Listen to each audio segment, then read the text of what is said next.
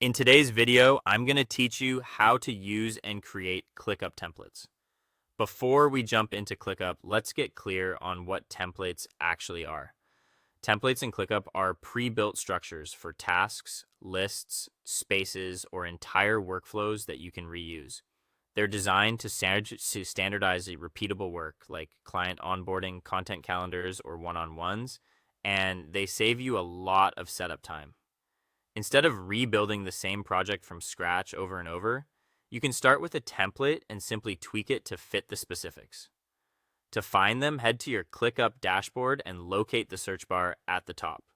Type Templates and then select the option that opens the Template Center. This is your library of ready-made frameworks, including both ClickUp's options and anything you've saved yourself. Inside the Template Center, take a moment to browse. Use the search bar to try keywords like client onboarding, one-on-one, or content calendar. You can also apply filters such as category, industry, or use case to narrow down the results. Don't rush this part. Look for something that mirrors how you work today or how you want your workflow to look tomorrow. A good match upfront saves time later. When you find a template you like, click Use Template. Choose exactly where you want it to live by selecting the workspace, space, folder, and list. Then click Create and give ClickUp a moment to build the structure. Once it's generated, customize the essentials. Update task titles, refine descriptions, adjust custom fields, and fine-tune any automations so they reflect your real process.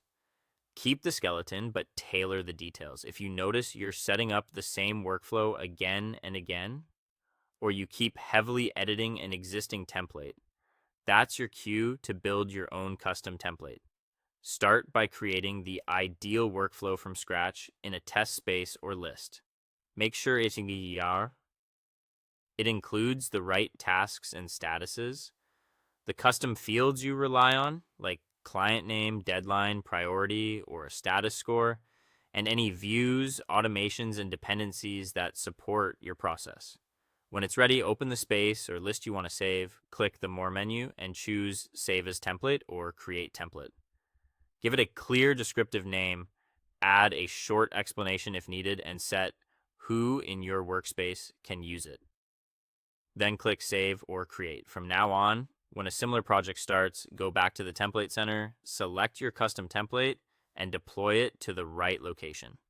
Only edit what's unique to that project and keep the core structure intact. As a best practice, always check the Template Center before building from scratch. Use templates for repeatable processes, rely on custom fields for consistent searchable data, and regularly update templates as your workflow evolves.